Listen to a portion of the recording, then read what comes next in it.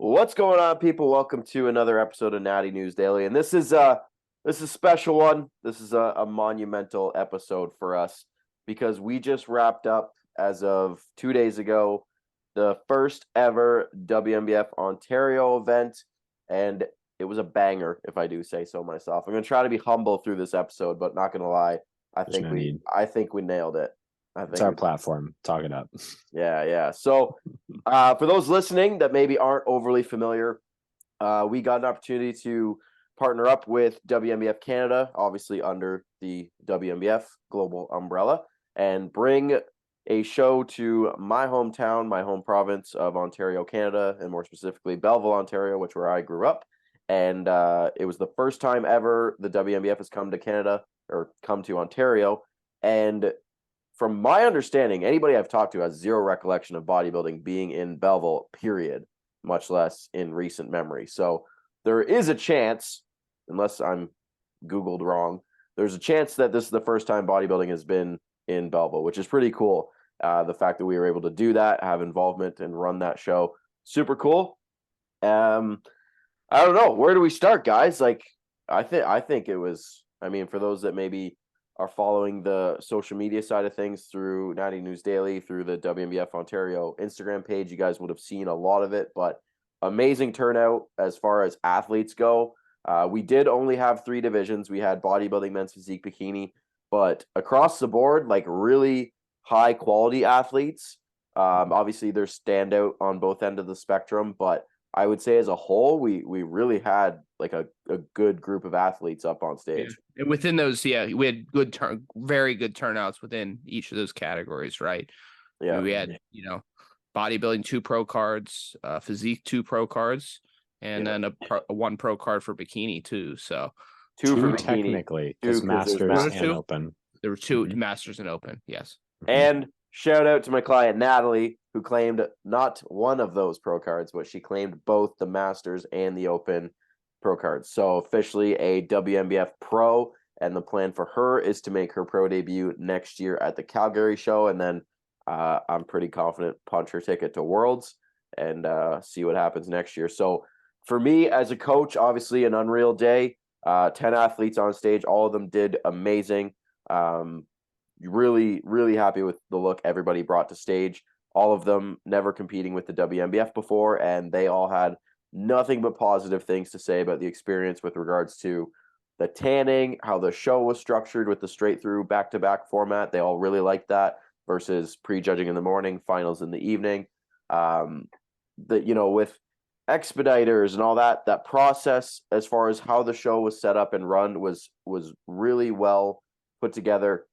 All my clients again had nothing but good things to say, which was for me good to hear. Obviously, I was kind of wearing multiple hats that day as far as like promoter, which everybody had specific roles. I was kind of just like floating around doing what I needed to do and overseeing things, but also being a coach. So I was back and forth with athletes and making sure, the normal coaching process, right? So on show day, I was up at 4, getting the bodybuilders ready to go on stage at 9. So getting that peaking process in the morning, and then, pump up backstage, and then running back out and cueing them for their posing.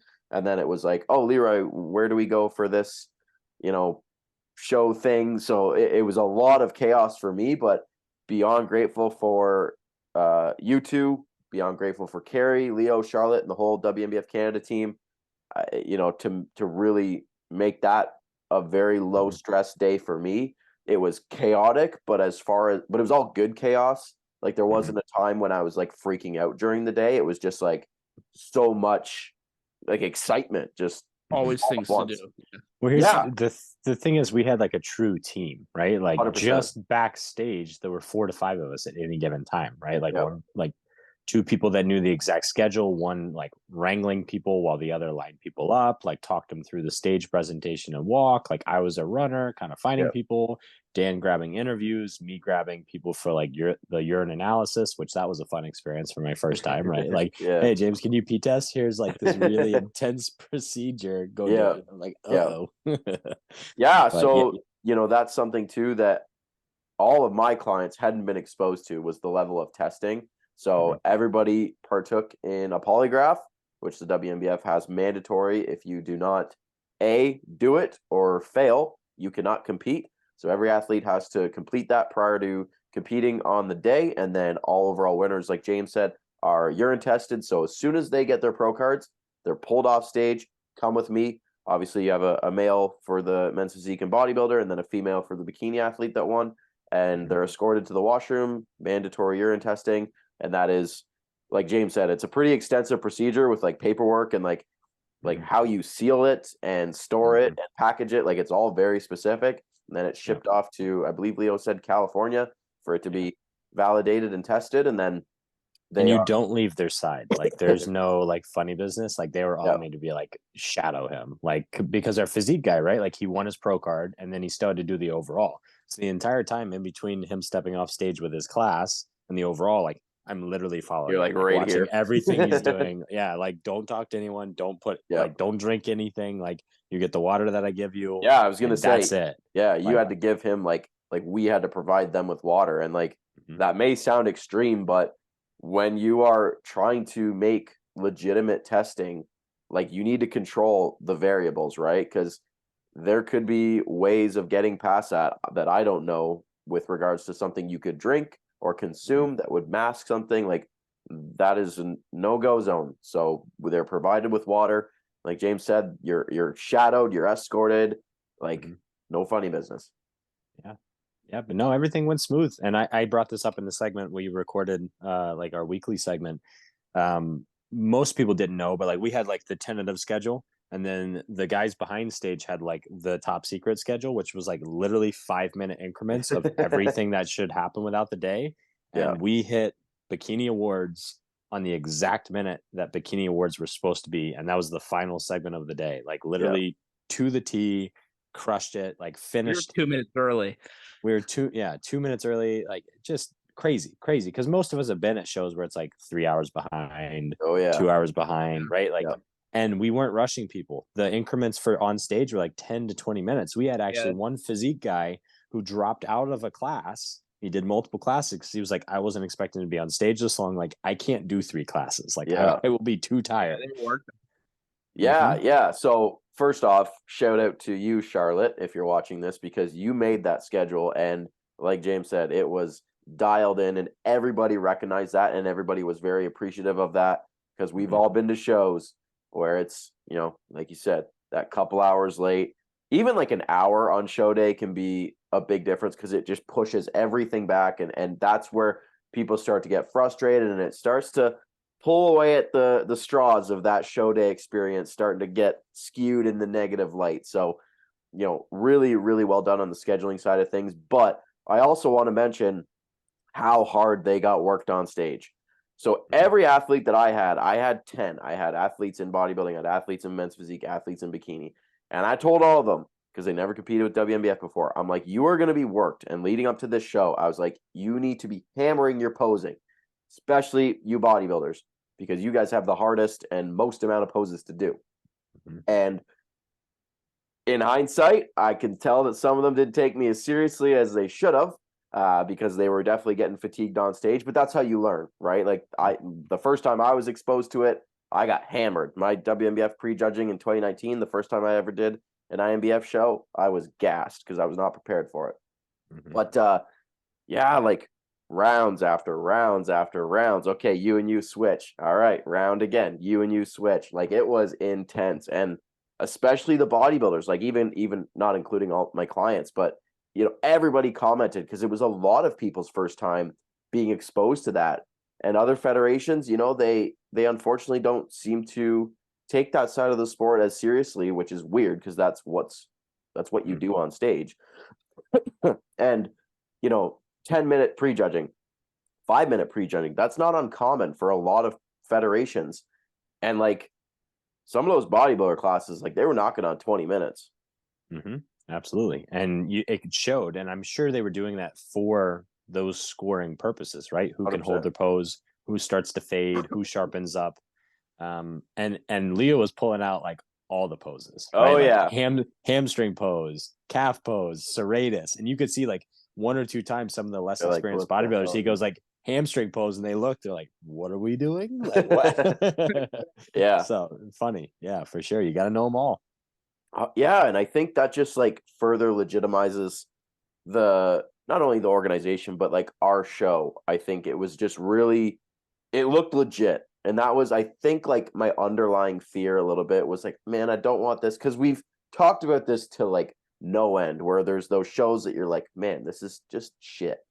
Right? Bush League. Bush So what League, I said, right? Like yeah. it's run poorly, the stage is shit, the lighting is shit, like it's just shit. And I didn't want that. I we are so passionate about this, and those watching know this by listening to us. But I just wanted it to look like a professional. Do it right. Yeah, do it right. And of course, is there shit.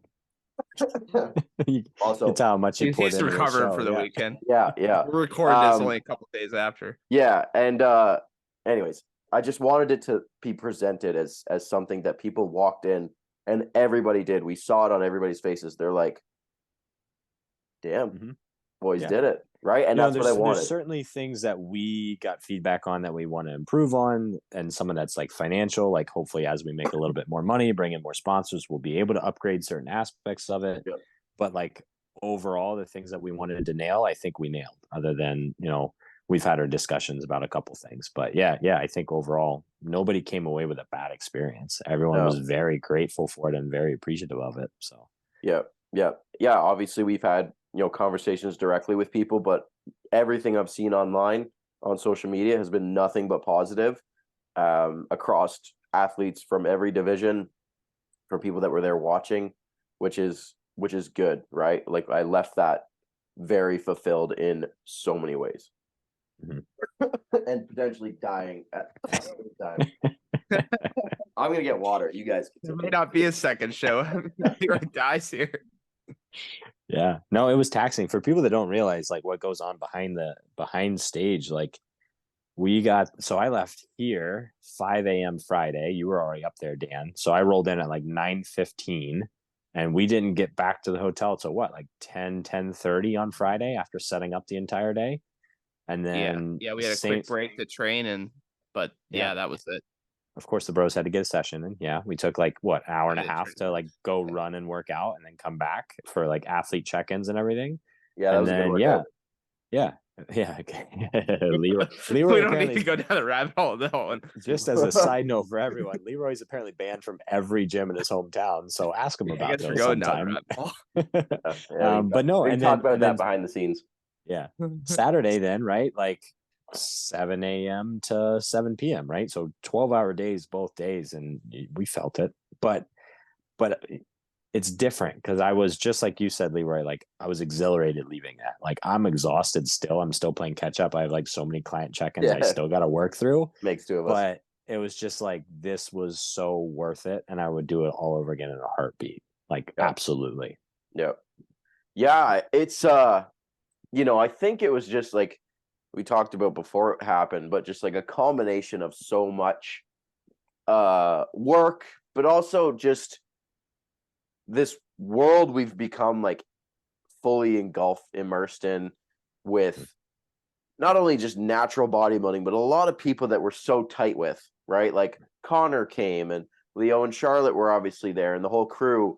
Phil was there. On stage. Yeah, man. Like it was just a lot. And like winning his card there too. It was so cool. Yeah. It's crazy how much, right? Like, so like Connor works with me at ATP, right? Like he's one of my coaches. That was the first time I'd met him, but I felt like I've known him for years, similar to you guys, right? Like we all bash social media. There's like pros and cons to all of it, but it brought us all together, us three specifically, and then so many other people. So to like then finally like make that full circle and meet some of these people in person, like Jordan, right? Like I've been following Jordan for years through like Reddit, even before I followed him on Instagram, and like actually meeting him and seeing him compete on a stage that we put together. And it's awesome to see for sure. Yeah, it's kind of surreal. You know what I mean? Like it's really like how long, James, have you been coaching now? Because you started before I did, correct? Started in like 2017. Yeah. So probably around the same time as you. So I started like formally online coaching 2019. So to see what that's turned into, right? Like some of the clients that stepped on stage this weekend have been with me since then. Like Natalie's one of my longest standing clients. So to see that turn into her competing on a stage that I've put together to win arguably the best natural pro card you can earn, to then looking at competing as a pro and potentially going to worlds, like to see that all unfold through things that I've had a contribution in putting together, not just through coaching, but through a platform for her to compete at and network with and meet people. Like, it's just wild. You know what I mean? Like just what it all intertwines through. And not to mention like Natty News Daily and what that is intertwined within that, right? Like people are commenting, be like, oh, there's the Natty News guys, they're here, and they, you know, their banner is on stage, and people commenting like, it's awesome to see you guys doing this together, and the platform and it all just cross mingling is so and cool. Obviously there's a biased sample there, right? Because you're involved with both. So obviously your clients are probably more inclined to listen to the podcast. But the number of people said like, oh, I listened to you guys on the way here. Like, oh, I listened during all my cardio sessions. I'm like, wait, what? Like, well, Dan, tell about you meeting Natalie, and she like recognized you from the podcast. Oh yeah. Yeah, she came and came. I think she said she recognized my voice is what I think she said. I don't think she saw me originally, but she heard my voice. Apparently, I have a distinct voice. I don't know, but yeah, she's that was in the host hotel. Very cool, very cool. Yeah, so like it's such a small glimpse or like a small segment of, I don't even want to use the word fame, but like, what's the word I'm looking? It's not fame, but just like reach, maybe, like just seeing like this little platform that we've been just plucking away at. Validation of all the time we've given to this, right? Because we're not making anything off this. Even like as the show, we haven't formalized all that, but you know, it's not like we're raking in money off sponsorships and stuff. It's we do this because we want to for the sport and because we are passionate about it. Yeah, and like that post I made today, right? Leave it, or what is it? Leave it better than you found it, right? You made the post. Yeah, well, that's 12 hours ago. Anyway, you busted on me all weekend. I got to get you back. What's that? He did. I said you busted on me all week, and I got to get you back. Well, hold on. You didn't get called. James got his call outs. James got his fair share. Oh yeah, I feel like I should Leroy, tell that Leroy story. retired me emotionally. I'm just done with the sport. I don't even remember how it went. It was you had to show poses for the athletes meeting, and you were going to be the prime example of what poses should look like, and I was doing second call outs. Yeah, that's right. What a dick. But yeah, right to the heart. I feel like we could probably talk about this for an hour, but like I just want to say thank you to every single person that had an impact in making that possible. Every single follower on Natty News Daily, on all our personal pages, every single person who supports us, every single person who bought a ticket, every single person who was a sponsor, was sharing things, every athlete that competed. Without all of those people, none of it would be possible, nor would it be nearly as fulfilling, because being able to spread this to as many people as possible is what we're trying to do. And like James said, it's actually like getting somewhere, which is the coolest thing ever. Yeah. And now to be able to create something physical, right? Like our impact in the sport thus far has been social media. It's been, you know, it's not tangible, but now to have something tangible that we can continue to grow and hopefully make like a destination show like some other shows are, I think that's something that excites me even more for what's to come. Yeah. And just to say that like the standard has been set extremely high right off the bat. When you look at the athletes that turned pro at our show, and even just the pool of athletes that competed, this was not an easy show. This was not an easy show to crack top 5 across most classes, much less win a class, and then much less earn your pro card. So for anybody in the future, because this is an ongoing event as of now, it's not a one and done. if you are a competitor who wants to compete at a high level, WNBF Ontario will be the one to do. You bet. Mic I think drop. that's the way to leave it. Yeah. Done. Peace out. End recording. And stop. Anyways, thank you guys for watching. We appreciate the support more than you will ever know. Like the video if you liked it. Subscribe. Don't forget to follow Natty News Daily, obviously, but also follow WNBF Ontario on Instagram. That way you are up to date with details not only from this past weekend, but what will be to come next year and the following years after that, because bigger and better. That's the only thing we know how to do. So thank you guys for watching, and we'll see you guys in the next one.